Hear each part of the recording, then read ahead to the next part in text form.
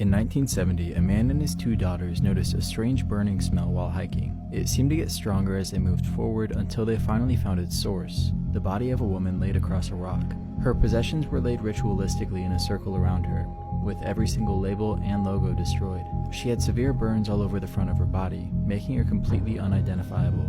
While this was already a strange case, it seemed to only get weirder with each piece of evidence they discovered, such as her two suitcases that were abandoned in a train station. Inside were standard traveling possessions, again with the labels removed, but more notably, a notepad with coded messages scribbled inside. Police also found money stashed in the lining of the suitcase, and several wigs. But here is where it truly gets weird. A man on a nearby hike reportedly witnessed the woman walking with two men 5 days before her body was found. She was dressed very lightly for the hike, and when he walked by, the woman seemed like she was about to say something to him, but she stopped herself. He went to the police to report this, but they told him to forget about it. When her notepad was decoded, it revealed a list of dates and hotels that she stayed in across Europe.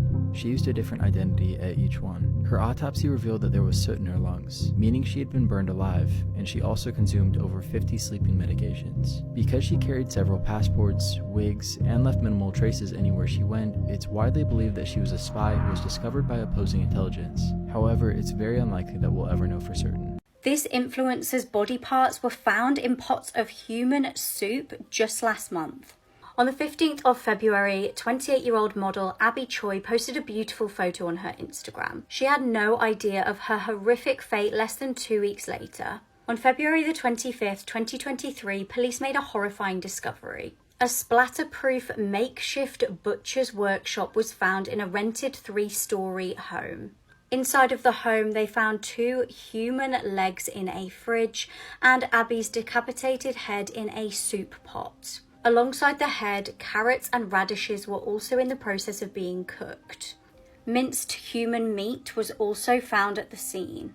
In the rented flat, police found a homemade butcher's shop equipped with meat grinders, chainsaws, and meat cleavers. Abby's handbag was also found at the scene, including her ID, which helped to identify her. Heartbreakingly, Abby was a mother of 4 young children.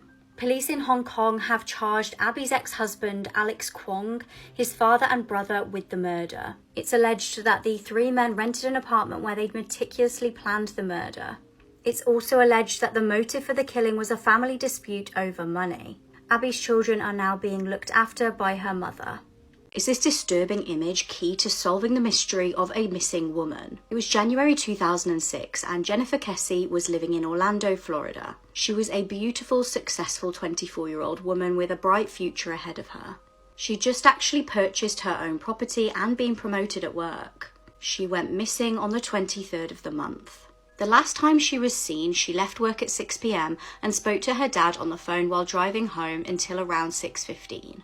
It's reported that that day she also spoke to her boyfriend at around 10 p.m. Now, it was actually routine for Jennifer to actually ring her boyfriend every single morning or at least send him a text. So when she didn't contact him the next morning, he got concerned. He tried to call her, but the phone went straight to voicemail. She also didn't show up at work that day. Her boss ended up calling her parents. When they went to her condo to investigate, they found proof that she'd actually got ready for work that morning. There was a wet towel there as if she'd just actually recently showered to get ready. However, her car was missing. Worryingly, on the 26th of January, her car was found abandoned. It was in a nearby car park about a mile away from her house. The car appeared to have been wiped down and there were no fingerprints. Chilling CCTV images captured a person of interest walking past just after the car is believed to have been abandoned. Frustratingly, the individual is almost completely obstructed in both images. Jennifer's phone, keys, iPod, and purse have never been found. Now, one theory is that the person responsible for her disappearance was maybe a construction worker working on the condos. She had told her friends and family that there were workers in the apartment block that she lived in that did make her feel uncomfortable. Some witnesses reported seeing construction workers disposing of a carpet from one of the apartments. They were then seen replacing that carpet with a new one, which obviously could be completely innocent, but is also very suspicious. Tragically, Jennifer remains missing to this day. A woman found a mysterious briefcase at her front door. Moments later, it would kill her and her family. This case is absolutely full of twists and turns. It was November 1985 in Texas. The Blount family were enjoying their Thanksgiving when an unexpected tragedy would occur. The family members in attendance included the dad Joe, the wife Susan, and the daughter Angela and the cousin Mike. Now, as I said, the family had had a lovely Thanksgiving, and at around 9 p.m. that evening, Joe, Angela, and Mike headed out to the shops in the car along with another family member. Susan decided to just have a lie down. She'd had obviously quite a full-on day, so she was just having a rest when she heard a knock at the door. She initially went to the door to see who it was, but couldn't see anybody, so she went and lay back down. When the family members returned from the shops, they noticed a briefcase at the front door. They took it inside, presuming someone may have just left it behind. When Angela opened it inside of the home, there was a huge explosion. Joe, Angela, and Mike were killed instantly by the blast. Police arrived to the home, which, as you can see, was in an absolutely shocking state. Police started questioning neighbours, and one of the neighbours actually made quite a shocking revelation. He said he was actually involved in illegal weapons sales, and he believed that he could potentially have been the intended target. Frustratingly, there was a real lack of physical evidence in this case and no suspects, so the case went cold. That was until around 10 years later, when a prison inmate claimed that another inmate had confessed to the bombing. Michael Toney was in prison for a burglary. He'd been talking with fellow inmate Jack Ferris about the bombing. Jack told officers that Michael had actually confessed to the bombing to him. Now, Jack was actually released from prison because of this admission. Michael's wife was actually questioned about this, and at first she told them that there was no way that he could have done it, and then she changed her tune. She said she recalled seeing Mike with a briefcase. Michael was then charged with the bombing. Now, Jack later redacted his statement and said that him and Mike had come up with this plan together to help Jack get out of prison. Despite Jack admitting to this, Michael was still convicted of the triple murder and actually sentenced to death. Eventually, the conviction was overturned and it was revealed that 14 key pieces of evidence were withheld, which would have been key to his defense.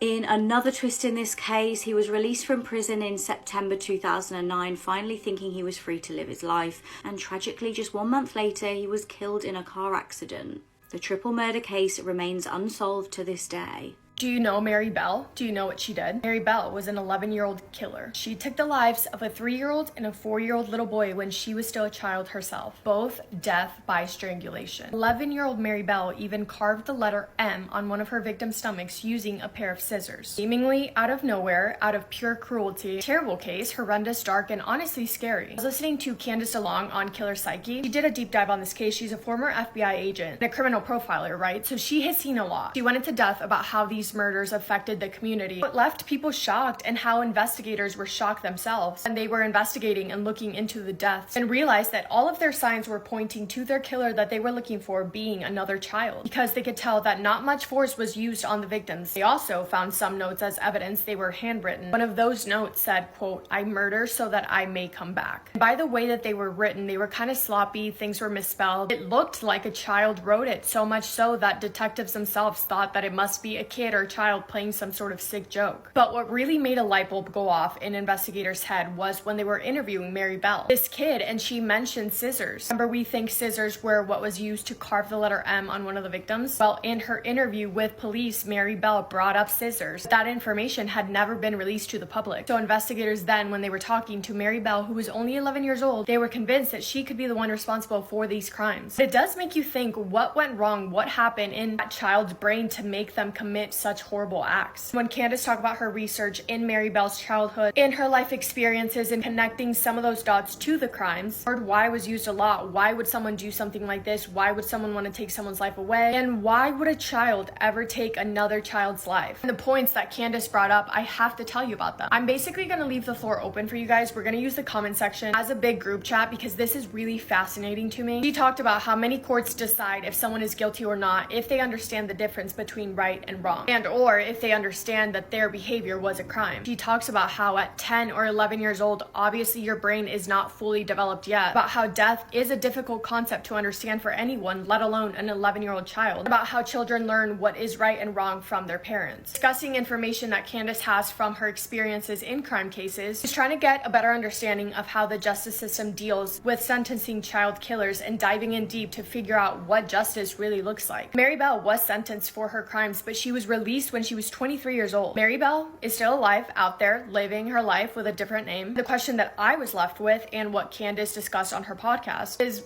was that really justice? This 21-month-old baby went missing 51 years ago and has just been reunited with her family. In 1971, Melissa Highsmith was a baby. Her parents had just separated and her mum, Alta, was looking for someone to help with childcare so she could try and keep her job.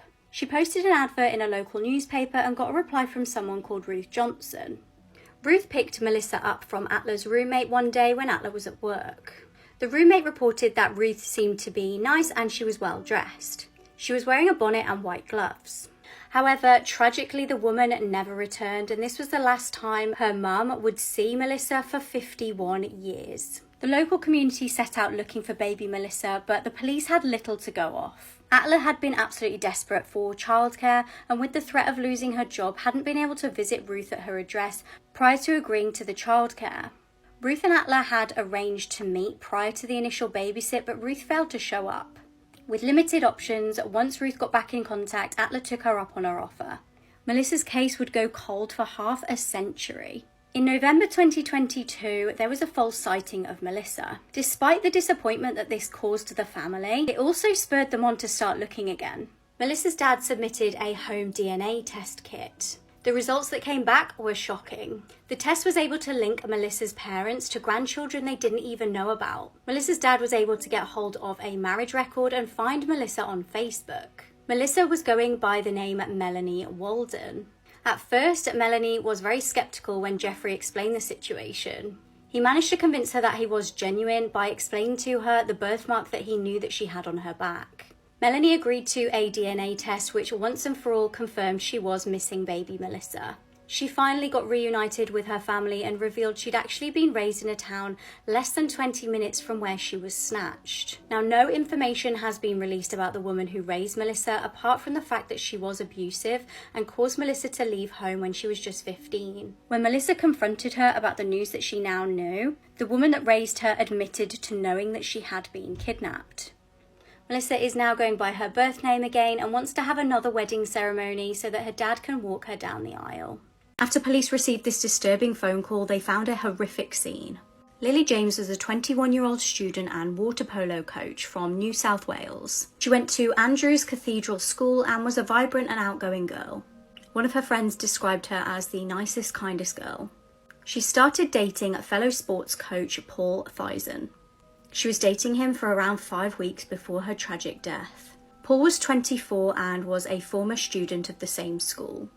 Lily had decided that she didn't wish to continue dating Paul and asked to just be friends. However, alarm bells would ring for her family when she didn't return home on the 25th of October 2023. That evening, police received a very disturbing call. It was almost midnight and Paul had phoned police to report a body at the school. He apparently informed them that it needed to be investigated. Police rushed to the scene and found Lily's body in the school toilets. They deemed her death to be homicide and she'd been beaten with a hammer so badly she was unrecognisable. The next day they identified her body officially and they would begin the process of searching for evidence. CCTV captured Lily walking into the bathroom of the school that night at 7 p.m. Paul followed her into the bathroom and she was never seen alive again. Paul left the bathroom and it was discovered that he used Lily's phone to text her dad asking for a lift. Paul then drove away, dumping a backpack and the murder weapon. Chillingly, it would later be determined that Paul had actually been to a shop to buy a hammer the day of the murder, showing premeditation. After placing the disturbing 911 call, Paul vanished. A day later, a huge search began of the local area. On the 27th of October, another body was found. This time it was Paul. He'd taken his own life after taking Lily's. A group of tradesmen had spotted his body from a distance and he was identified through fingerprints. Lily's family have set up a GoFundMe in her memory. When this teenager vanished, her aunt was horrified to find the word help written in the woods. Danielle Locklear was just 15 years old. She was an intelligent girl who lived in North Carolina with her grandparents. She'd been living there since June 2013 and during that time she got a boyfriend. The boy in question was 17-year-old Jamichael Malloy. Danielle seemed to be initially really happy with him and the pair had met through the local church. Jamichael seemed like a really nice guy and her family approved. Things seemed really perfect for a while until the relationship became rocky. They started breaking up and getting back together quite frequently. It was in March 2014 when things would turn really dark. Danielle seemed more down than usual, and it was a far cry from how happy she'd been the previous summer.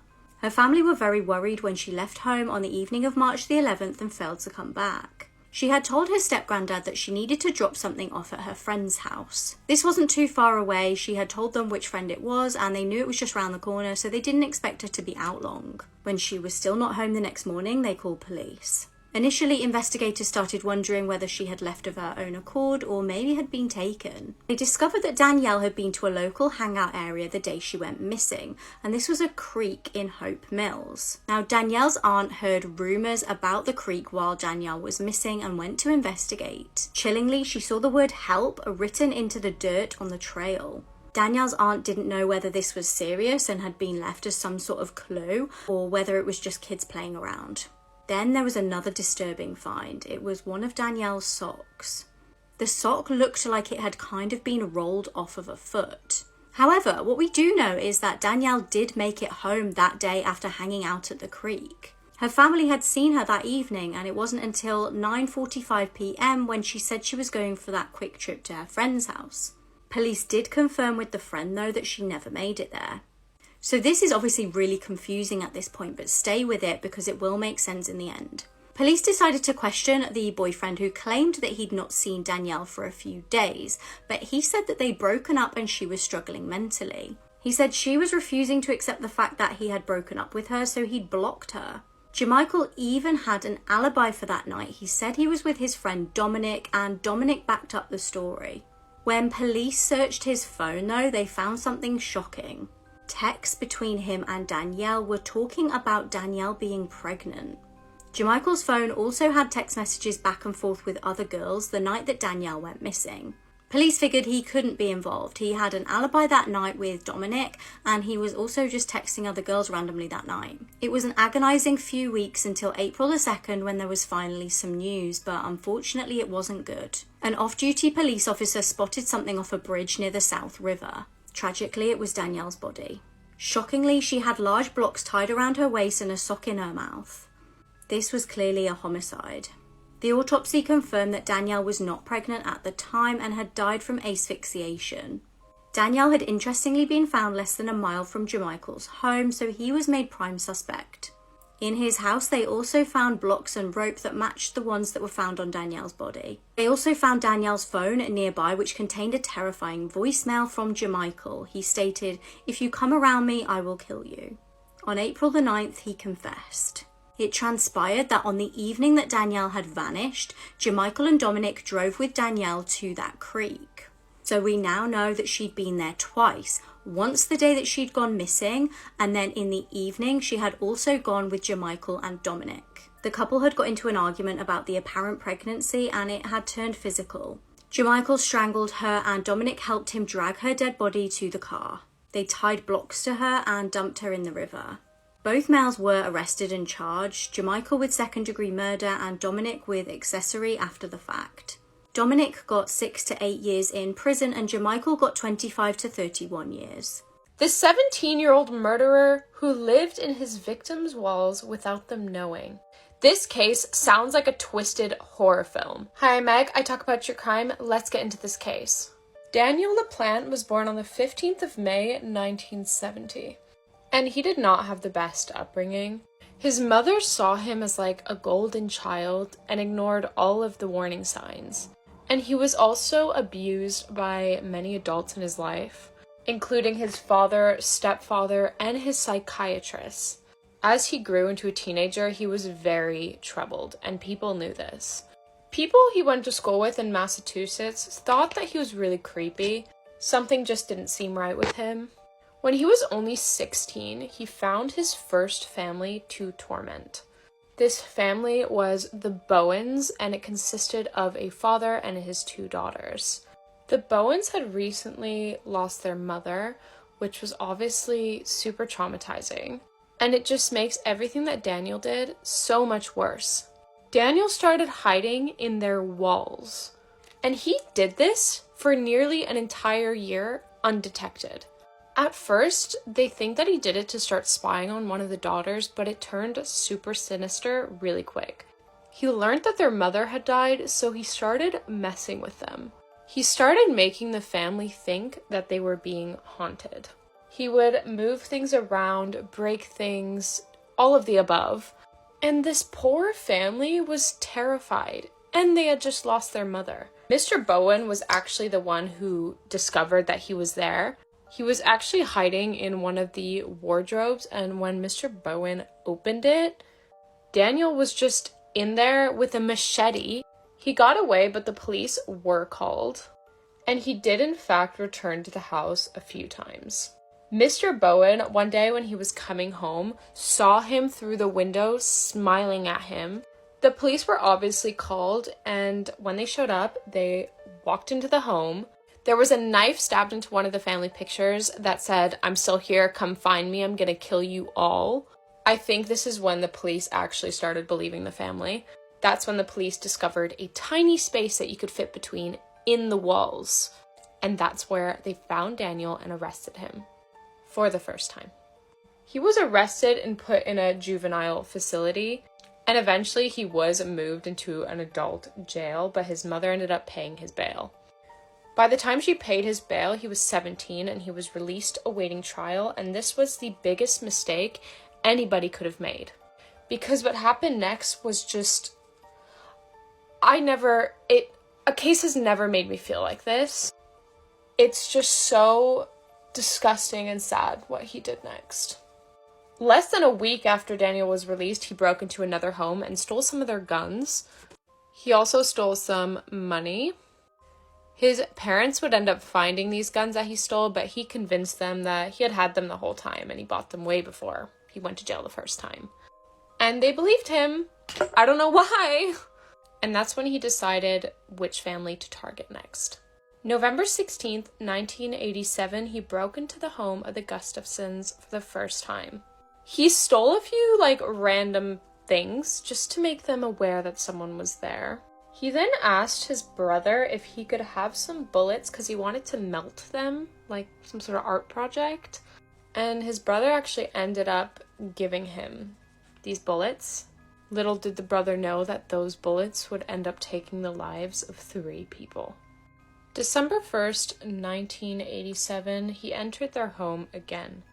This time he had a gun, and it was loaded. 33-year-old Priscilla Gustafson was arriving home with her son. He was only 5 and his name was William. She had no idea when entering her home that there was somebody else in there. That's when Daniel suddenly jumped out and forced them both into one of the rooms. He made 5-year-old William get into the closet. Trigger warning, this next part is probably I've never felt like this about a case. It really got me. Daniel tied Priscilla to the bed and then SA'd her. He then pressed a pillow to her head and shot her. He then dragged 5-year-old William to the bathroom and put him in the bath. He proceeded to drown that poor innocent boy. And just when Daniel thought he was finished at the crime scene, the front door opened.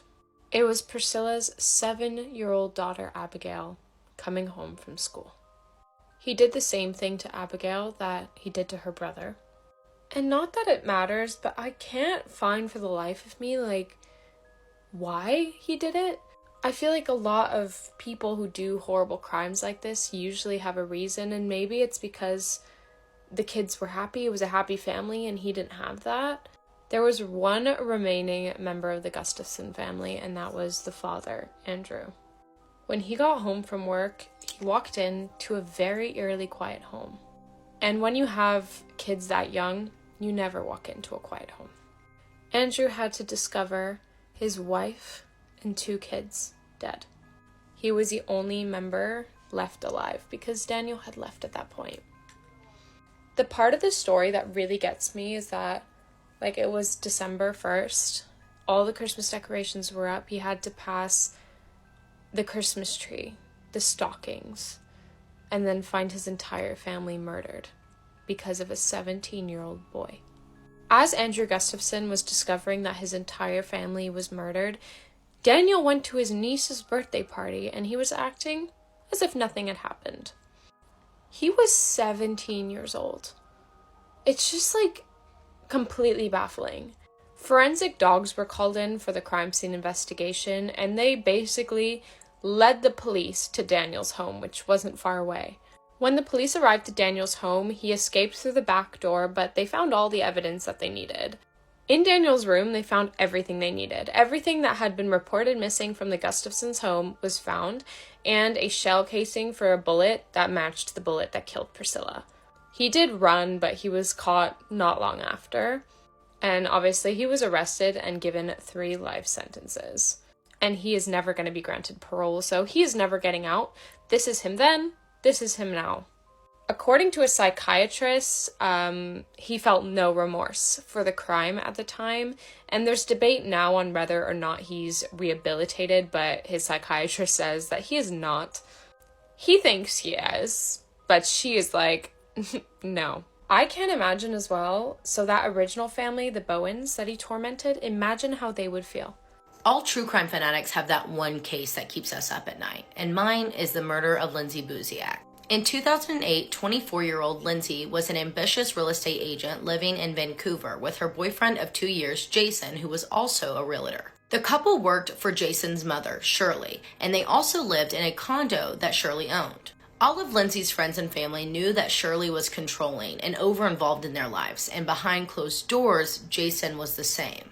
In late January, Lindsay received a call on her personal cell from a woman who was looking to buy a $1 million home with her husband, and it was urgent. The woman explained that her and her husband would be in town for only 3 days the next week and were looking to buy then. Lindsay, thrilled about this, was a little thrown off because, number one, she was a junior employee, so this was going to be her first big deal ever. And number two, the woman was speaking with a fake Hispanic accent on the other end. Despite this, Lindsay set up a showing on Saturday, February 2nd at 5:30 p.m. She had a weird feeling about this, so she just asked Jason to sit outside in his car just in case. On the day of the showing, Lindsay was seen arriving at the house at 5 p.m. At 5:15 p.m., a couple was spotted walking from the cul-de-sac to the house. Lindsay greeted the couple in the driveway and then entered the home through the front door at 5:29 p.m. according to the lockbox. At 5:45 p.m., Jason arrived at the house with a friend in the passenger seat. A few minutes after arriving at the home, they watched as the couple walked outside the front door, looked around, and returned back in the house. But there was no sign of Lindsay. Jason then texted Lindsay asking if she was okay. And after a few minutes of no response, Jason got worried. So he and the friend began looking through the windows of the house and trying the front door, but it was locked. And there was no sign of the couple or Lindsay. Jason then calls 911 explaining the situation and telling them that he was breaking into the home. He and the friend entered through the back patio door and quietly walked in the house listening for any footsteps or talking. But it was dead silent. And then they found Lindsay. She was lying in the master bedroom in a pool of blood. Frantically, they called 911, updating them on the situation, and police arrived immediately. They were able to determine that she had been murdered between 5:39 p.m. and 5:42 p.m. Her cause of death, she was stabbed 40 times. But the crime scene was completely clean. No DNA, no fingerprints, not even a footprint. Detectives ran the phone number that was used to contact Lindsay by the couple. However, it was a burner and registered under a fake name, making this look like it was a professional hit. And just 11 days before her murder, the largest drug bust in Alberta's history took place. And some believe that Lindsay may have been an informant. But if this was a professional hit, who called it? Most people believe it was Shirley, Jason's mother. This case was deemed too gruesome for daytime TV. Dardeen family consisted of 29-year-old Russell Keith Dardeen, his wife, 30-year-old Ruby Elaine Dardeen.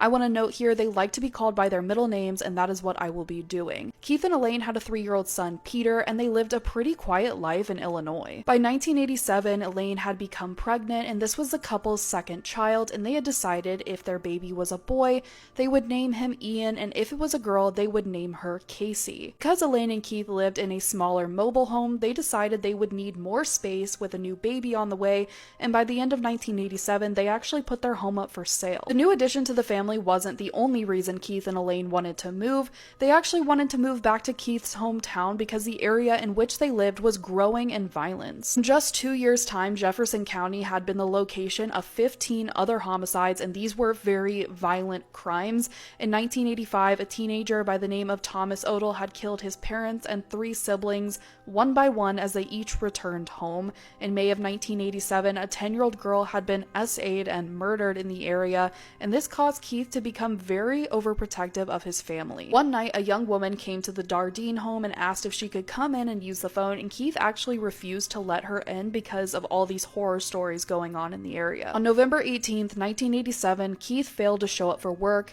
This was unusual for Keith. He didn't tell anyone he was going to be absent, and Keith was a very reliable worker. So multiple calls were made to the Dardeens' home throughout the day, and when they all went unanswered, Keith's supervisor actually called his parents, and they also had no idea where Keith was. Keith's parents eventually called the police, and when police arrived to the Dardeen home, they were met with an incredibly gruesome scene. On entering the home, they found the lifeless body of Elaine, 3-year-old Peter, and the couple's newly born baby. This is really graphic. I'm giving a trigger warning here because I'm talking about the manner of death.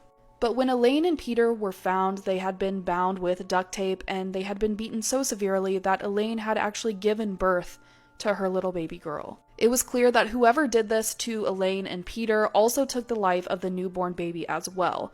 The weapon that was used was actually a baseball bat that was gifted to Peter for his 3rd birthday by his dad, Keith. While Elaine, Peter, and the newborn baby were all found inside the home, Keith and the family's car was missing, and this threw up red flags for investigators because at first they're thinking that Keith had just killed his entire family and took off with the car. The police began this manhunt for Keith, but the search would come to a close just a day later when hunters in the area found Keith's body in a nearby wheat field. Keith had been shot 3 times, once in the head, once on the right side of his face, and once on the left side of his face, and his parts had been mutilated. All that was missing at this point was the family's car, and that was found located outside of a police station 11 miles from their home. And while the car was found 11 miles from their home, parked literally outside of a police station, no one had any idea who did this. Investigators working the scene noticed that the interior of the car was actually splattered with blood, and they believed that Keith was killed inside the car, and then his body was transported to the wheat field. They had 30 detectives working full-time on this case, interviewing more than 100 people, but there were no significant leads ever found. They knew that the back door was unlocked, there was no evidence of forced entry, many valuable items including jewelry and cash were left inside the home. There were small amounts of marijuana found in the home, but autopsies confirmed that there were no signs of drug or alcohol in anyone's system, and so they believed the killer had left it behind. It seemed to be a very personal crime, especially with everyone in the home found beat to death, and then Keith found with his parts mutilated and then shot multiple times in the head. Investigators thought that maybe Keith or Elaine were having affairs, but there was no evidence found to ever suggest that this couple would have any kind of affair. Keith and Elaine also didn't really have any enemies. There were no financial troubles either. Nothing made sense to anyone. At one point, a coworker of Keith's was brought in for questioning because there was some minor dispute between him and Keith, but he was cleared.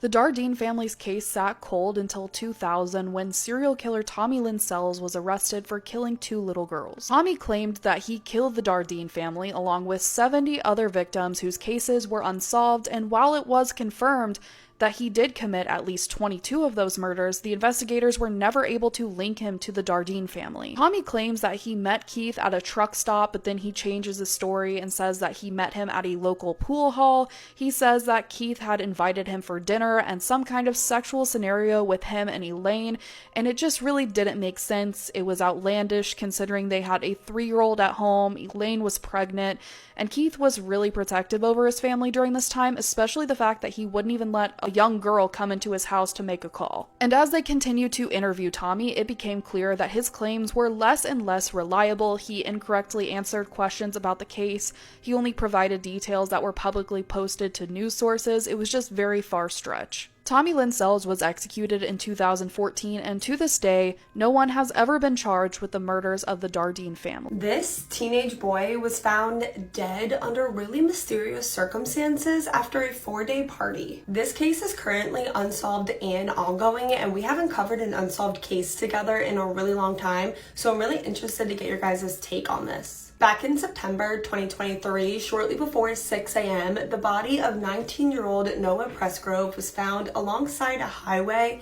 in Oklahoma with a list of injuries and mysterious details about this long. Noah's body was clothesless other than a pair of shoes he was wearing that did not match. He had multiple blunt force injuries, severe skull fractures, broken ribs, his fingers were torn up, and teeth on the top and bottom row were either shattered or just completely knocked out. His body was found by a truck driver. He was in a fetal position. Around his body were pieces of metal chain, clumps of hair, a piece of one of his teeth, and also a pair of his shorts. So this happened back in September of 2023, but just this past Monday, so like a couple days ago, all of these details were finally released with his autopsy.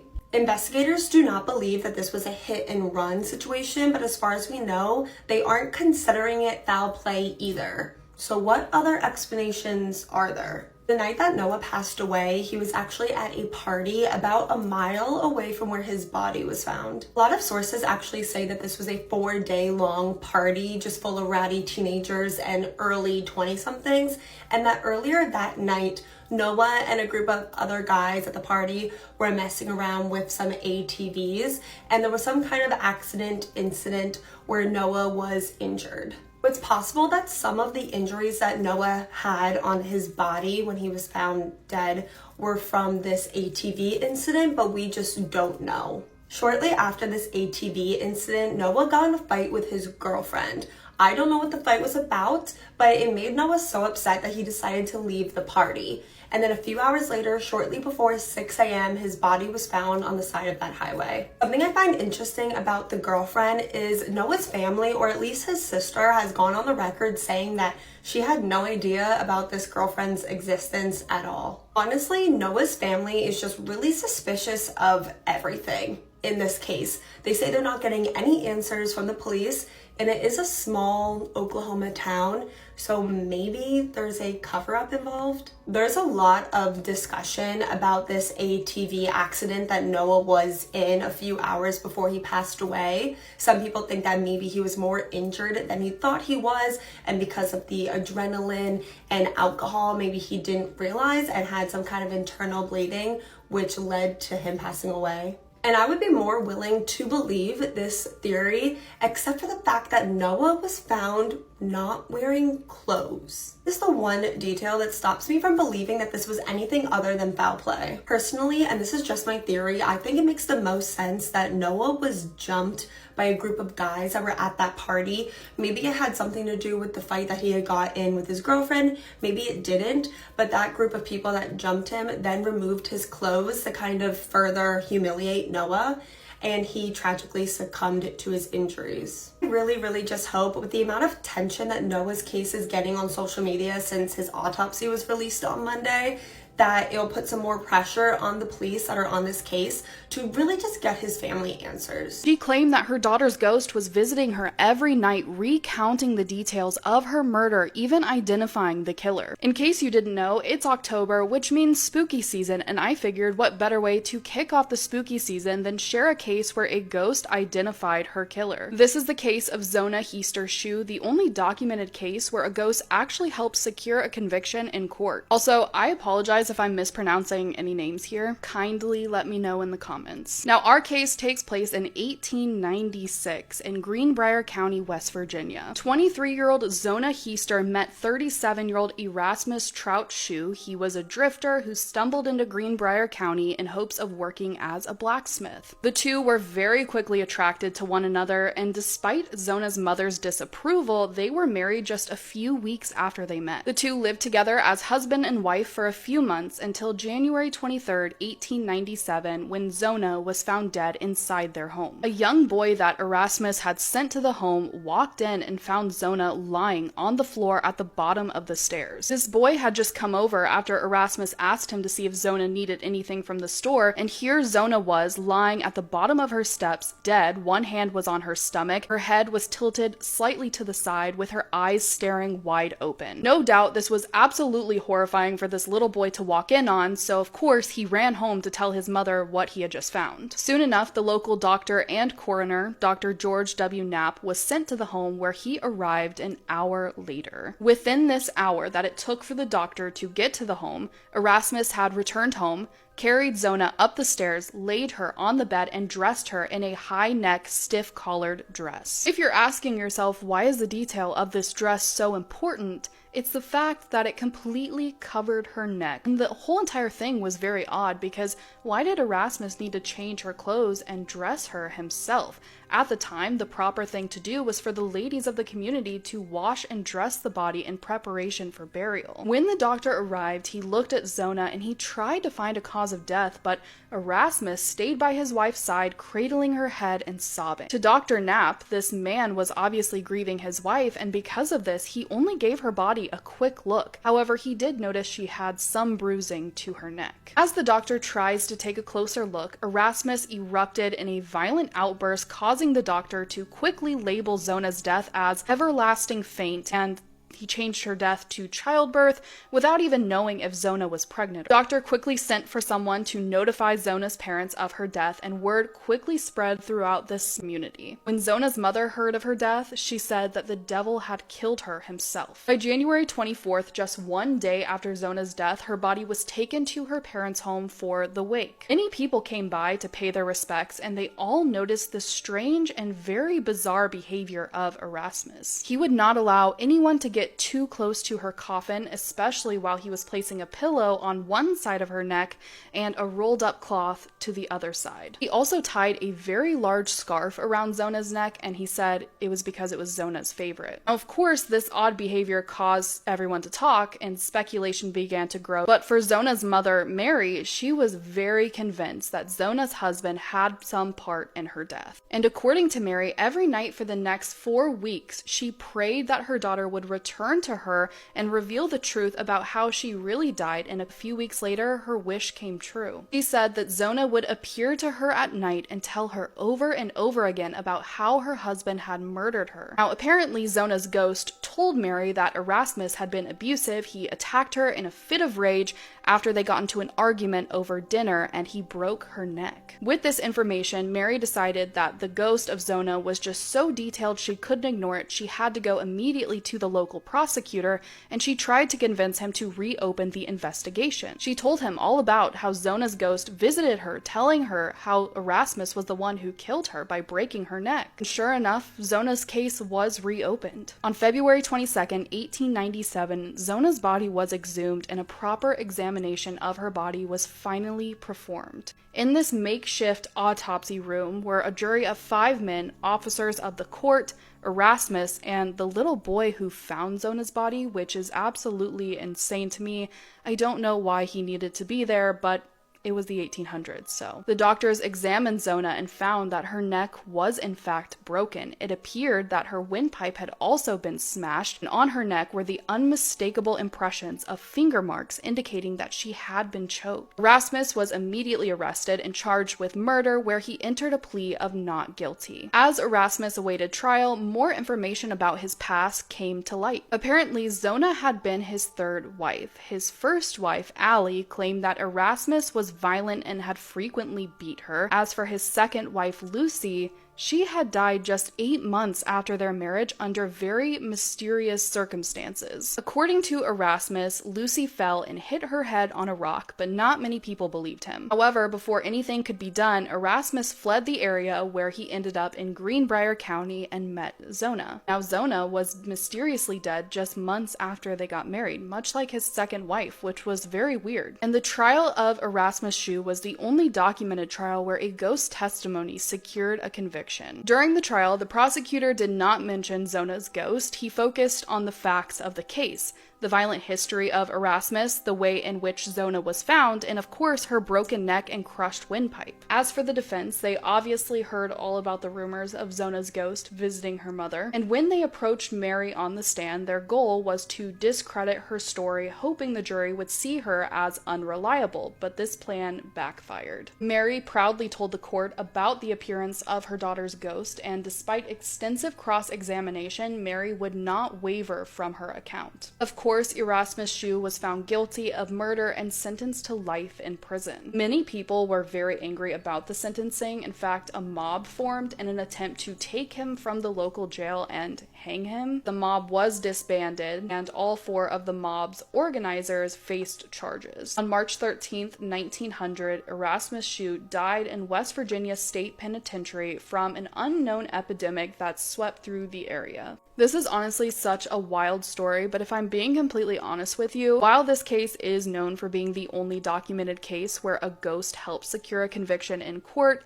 it's likely that the reason Zona's case was reopened was because her mother was not the only one who found the circumstances surrounding her death as odd and suspicious. Many of the townspeople also suspected Erasmus, and with all of this speculation forming, the local prosecutor felt it was best to alert the authorities to reopen the case. This is a case of 19-year-old Alexi Treviso and how she went to the hospital complaining of back pain, but ended up getting charged with murder. Alexi Treviso was a 19-year-old senior in high school living in Artesia, New Mexico. She was on the varsity cheerleading team, and she was dating her boyfriend Devin for about 2 years. Honestly, Alexi just seemed like a typical teenage girl. Prom was coming up soon, her graduation was around the corner, and she was already thinking about what university she was going to go to in the fall.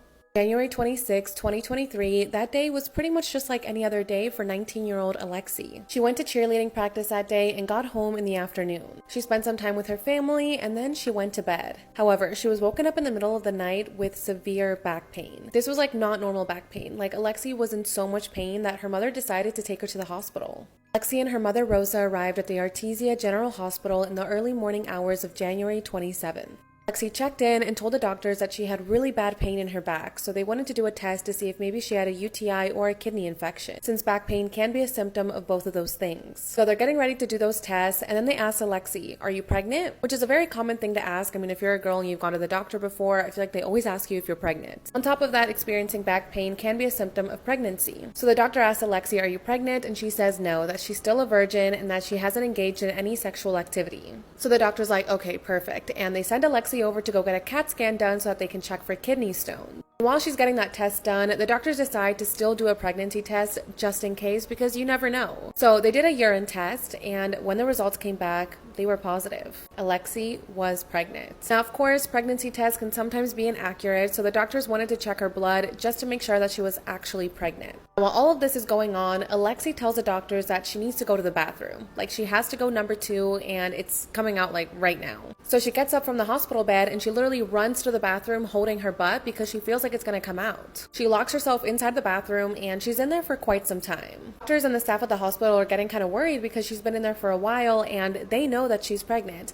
So they're thinking maybe she's having some type of miscarriage or something else is happening. They knock on the door, but Alexi refuses to come out. At one point, her mother Rosa also goes over to knock on the door, but Alexi says that she's just having trouble going number 2 and that she'll be out shortly. At this point, Alexi has been in the bathroom for more than like 20 minutes, so the doctors tell her, if you don't open the door right now, we're going to unlock it. Before the doctor can unlock the door, Alexi just opens up and starts walking back to her room. One of the doctors looks inside the bathroom just to see, what happened, and they do see that there was all over the floor. They asked Alexi, what's going on, and she said that she simply got her period. Call over the cleaning lady to come clean up the bathroom, and when she starts to take out the trash, notices that the trash bag feels heavier than usual. So Leela, the housekeeper, goes to look inside the garbage bin, and when she pulls out a bag, she finds a baby. The baby was inside a clear plastic bag at the bottom of the bin. Her body was found inside of a wishing well, and they wouldn't find her killer for another 7 years. It was July 9th, 2008 in German Village, Ohio, when a father and his daughter were cutting across the yard and they find this decorative well. As they approach this well, they are hit with a very strong odor that they initially thought was a dead animal. As they get get closer to this well, they notice various items scattered around like jewelry, coins, business cards, and they also notice there are these green patio seat cushions stacked on top of the well, and when they move those cushions, they immediately notice that there is a body inside. So the father calls 911, and when police arrive on scene around 9:30 p.m., they go over to the well and they find exactly what the father had described. There was a woman's body in this well. She was stuffed upside down. Her hands and feet are bound with duct tape. Her face was wrapped up with a cloth, and although they couldn't see her face, they could tell that this was an elderly lady. Police immediately start looking around the property for more clues, and they find blood spatter on the fencing, and they see a wig laying on the ground, the jewelry the father described, and investigators start picking up these business cards, and that's when they find that all of them have the same name on them, Alice Seff. Alice Seff was 81 years old. She was a landlady, and she was a very well-known member of her community, and police are thinking, who could do this to a little old lady? The weekend that Alice was found was actually a holiday weekend. It was the 4th of July weekend, and there was already a lot of commotion going on with fireworks, and in the several days that Alice was in the well, there were a number of thunderstorms, so basically any and all evidence could have been washed away. From the start of this investigation, there's really nothing to go on, and they are left to dig into Alice's past to find out who did this to her. They find from interviewing a lot of friends and neighbors that Alice was actually quite abrasive. Her friends and some of the townspeople said they wouldn't want to cross her or get on her bad side. She was known to make enemies with people who did her dirty. Alice also really had no family, and that ruled out the possibility of a family member doing this to her. They start looking at her tenants to see if anyone had a problem with her, and they find that she had told some of her tenants to leave,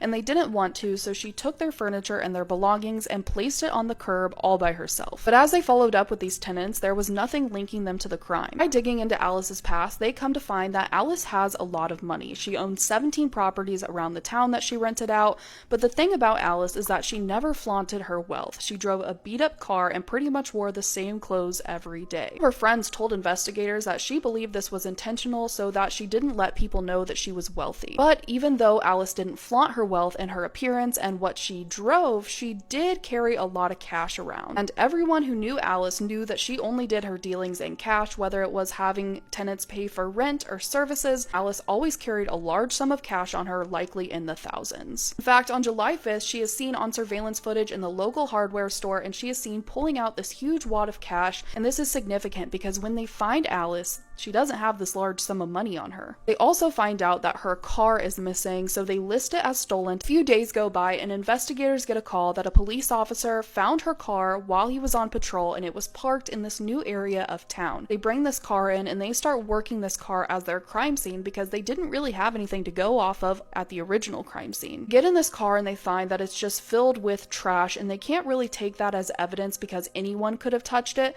so they focus on the steering wheel and the driver's side of the car. Also notice that inside the car on the driver's side, Alice had done her own repairs to the door handle, and there were exposed nails basically sticking out, and that is where they find a drop of blood. Investigators actually take this blood and they submit it to a lab, and they find the blood was not Alice's and it was actually from a male. They don't really have anyone to compare this to, but as they're digging into Alice and who she could have known, they find that Alice would often hire men come in and help out with repairs on the homes that she owned and rented. 10 days after Alice's death, investigators get a call from Alice's bank, and they tell investigators that there's been activity on her account, that her debit cards were being used. They find that the activity on this debit card started around the time they believe she was killed and stopped soon after her body was discovered and it had hit the news. So they pull bank records of the stores where the debit cards were used, and one of the stores they were actually able to get security footage, and they see two women using Alice's card. They are able to identify these two women, and they find they live in the area where the car was found, and one of the women was just released from prison for credit card fraud. Police bring them in for questioning and basically tell them, we can charge you with murder right now because you are a prime suspect in a homicide case, especially using her cards. And that is when these women break down and basically share everything they know with investigators. One of the women tells investigators that someone she knows by the name of Jerome told her that he was working for someone, and they gave him these credit cards and said they could use them. They find that Jerome is actually a man by the name of Charles Green. Now, the women admitted that they knew the credit cards wouldn't be legitimate and they used them, but they weren't involved in Alice's death. So police start zeroing in on Charles Green. But the problem with Charles Green is he doesn't have a set address, and for 3 years they can't find him. He ends up in jail for an unrelated crime. Investigators go talk to him, but Charles says he doesn't know anything about Alice's murder, but he allows investigators to take his DNA. They're able to compare this DNA to the blood found in Alice's car, and it's a match, but this isn't enough to arrest and charge him. Investigators actually went back to Alice's car and they find a receipt book with a receipt for Charles Green indicating payment to him on July 1st, just 4 days before Alice's death, indicating that he had in fact worked for her because Alice made her workers sign these receipts, indicating they received payment. They also find on this receipt is a phone number that Charles Green had given Alice. So they go back to phone records, and the last call that Alice received the night of her death was actually from Charles Green. This is a huge break for investigators. Finally, 7 years after Alice was found, Charles Green was arrested. He pleads not guilty to all charges, but ultimately he was convicted and sentenced to life with the possibility of parole after 15 years. We're back in England today talking about the kidnapping of 9-year-old Shannon Matthews. And listen, yes, I'm wearing this sweatshirt again. I was totally gonna change and put on a cute little outfit, but who would I be if I came on here with a cute little outfit pretending to be someone that I'm not? I'd be a liar, and I don't want to lie to you guys. So yes, I have been wearing this for the last 2 days straight, but that's not the point. Shannon lived with her mother, Karen, who was 32 at the time, her mother's boyfriend, Craig, who was 22, and 4 of her siblings. Shannon was one of 7 children, but they all lived separately. A lot of them had different dads. Shannon's biological dad was not really in the picture. It's been said that Karen's behavior towards her children was really neglectful. Friends, neighbors, teachers, even family members had reported Karen to social services for not taking care of the kids. She didn't take them to doctor's appointments. She wouldn't really feed them real food, only candy. She didn't teach them how to shower properly. She would leave them alone overnight for long periods of time. It was evident that she either wasn't capable or just didn't care to take care of the children. I also read, but cannot confirm, that having children was what Karen viewed as bringing in an income. She would get benefits from the kids, and she was unemployed, so she just kept having kids because she liked the benefits and the money that came with it. As far as Shannon herself, she was described as a normal little girl. She was a little shy to people that she had never met, a little quiet, sometimes timid, and more reserved. February 19th, it was a Tuesday, Shannon got ready for school as normal. She put on her coat and walked out to walk to school as she did every other day. That day, a group of students, including Shannon, went to go visit a public swimming school for swimming lessons. Afterwards, they got on a bus to take them back to the school. Shannon was supposed to come home from school around 2:30 to 3 p.m., but she didn't. Her mom, Karen, was out shopping, and when she returned home around 4 p.m., that's when her boyfriend, Craig, let her know that Shannon had not returned yet. The family starts walking around, asking neighbors if anyone had seen her, trying to get in contact with Shannon's friend, but no one knew anything. 6:48 p.m., Shannon's mom, Karen, calls the police and says, "I want to report my daughter is missing, please." The police immediately go to the house to start the search. They're talking to everyone, neighbors, friends, relatives, but Shannon is just nowhere to be found. When investigators are walking around the house trying to find any clues, the first thing they noticed was how dirty it was. It was stinky, there was food everywhere, it was pretty filthy. They also noticed that Karen's boyfriend, Craig, had his little video game station set up, and he seemed really occupied with playing his video games instead of looking for Shannon. Soon, family members came over to support Karen. The house was filled. People were crying, coming together to support one another. This investigation was massive. It was also around the time when Madeline McCann had gone missing. But the police questioned thousands of people. They searched over 3,000 houses. They looked at over 800 CCTV tapes. Searching underwater, bodies of water, fields, uncommon areas, any place where a child could be hiding, because it was also winter, so it was freezing outside. They were worried for Shannon. Not only people of that community, but also of surrounding areas were driving in to help look for Shannon. Complete strangers were dedicating so much of their time and effort to help the family in such a horrible time of need. Whether it was physically being there to help or printing posters, printing t-shirts, donating money, bringing them food, all the things. Karen had a village to help her. By March 5th, over 250 officers, 60 detectives, and approximately 10% of the West Yorkshire. Is that how you say it? I'm gonna get bullied. I just realized I forgot to say where this was. This was in Dewsbury, West Yorkshire. Just take it. I can't say the word. It was in England. Anyway, over 10% of their operational strength was involved in the search. It became the largest police investigation in the area in 30 years. The police department spent over $4 million in efforts to find Shannon Matthews. 2 weeks into Shannon being missing, Karen, her mother, speaks out at a press conference, and she talks about how she thinks that it was someone close to the family that may have kidnapped Shannon. She thinks it was someone that knew them, and the investigators that were close to Karen, that were spending every single day with her, were kind of confused and thrown off because she was talking about how she suspected someone close to the family, but she hadn't brought that up to the investigator. So they were kind of like, why didn't you mention this earlier? And the longer that, speak English. The longer the investigation went on, the more suspicious the public was getting of Karen. They started to pay close attention to her behavior that sometimes could be odd. For example, she once forgot that she had 7 kids. She said she only had 6. She started randomly dancing to a cell phone ringtone when she was being questioned about Shannon. And it seemed like she would be laughing and smiling, and then a camera would go to her and she would be really upset and crying, and then the camera would go off and she would start laughing and smiling again. The police get a tip of Michael Donovan. Michael was Craig's, Karen's boyfriend's uncle, and they had already questioned all of Karen's family tree that was pretty big, but they didn't really pay much attention to Craig's family tree because he was just the boyfriend. But when they looked into Michael, they realized he was the one and only person that was so far removed from the search at all. Not once was he involved or present in any of the search parties, and he just really wasn't there when he only lived less than a mile away. So it was weird because it's not like he was really far away. Like, he very well could have gotten up and started looking for her or helping in any way, but he just didn't. Cops go to his apartment building to question him, but no one comes to the door, so they start questioning the neighbors. The neighbor that lived right underneath him said that they often heard Michael's footsteps, but that they also thought they heard footsteps of a child. When they hear that, officers decide they need to break down the door, so they do. They enter Michael's apartment, which is eerily quiet and also so stinky. They're making their way through when they run into a bedroom door that is locked. They knock that door down and enter the bedroom, and at first they don't see anything, but they hear a child whimper and a little voice that says,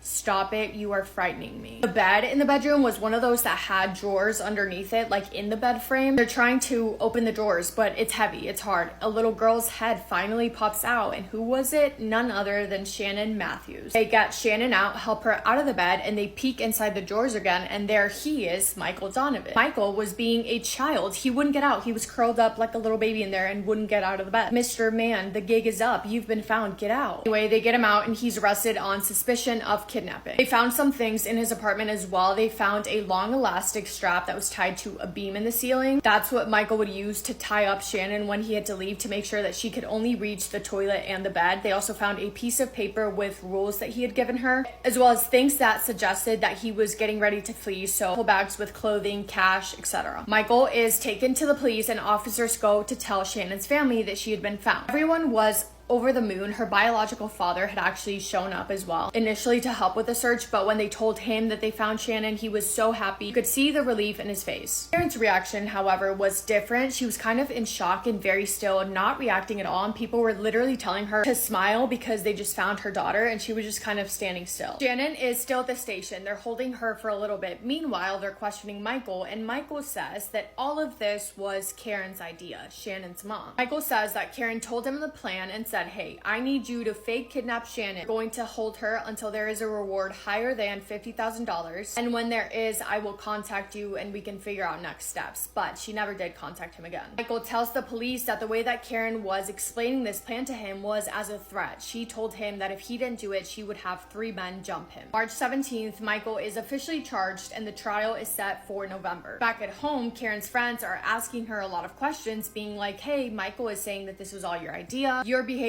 was weird when she went missing, during the time that she was missing, as well as when she was found." Because she was so unbothered, she didn't ask any questions. When she was told that Shannon was found, she didn't even ask to see her. One of the detectives that worked extremely close to Karen throughout this whole thing finally asked her, "Were you involved in Shannon's disappearance?" And Karen just started bawling, crying, and said it's true. April 6, 2008, Karen is arrested on suspicion of attempting to pervert the course of justice. April 8th, she was charged with child neglect as well. Just to clear it up, the plan that Karen had approached Michael with was that he was going to fake kidnap Shannon until there was a high enough reward, and then he was going to fake find Shannon, bring her to the police station so that he could get the money, and him and Karen were going to split the reward. Obviously, that did not go as planned. Shannon was taken, I believe, by social services. She was given an entirely new identity and now lives a completely new life. All 7 kids actually of Karen's were given new identities, which is probably the best thing that could have happened. November 11th was the trial for both Michael and Karen. They were both found guilty of perverting the course of justice, false imprisonment, and kidnapping. Get this, they were only sentenced to 8 years. 8 years only. I could not believe that. They only got 8 years for spending so many people's time, money, and effort. All of those resources and things that were used to try and help Shannon could have been used for another missing child. Like,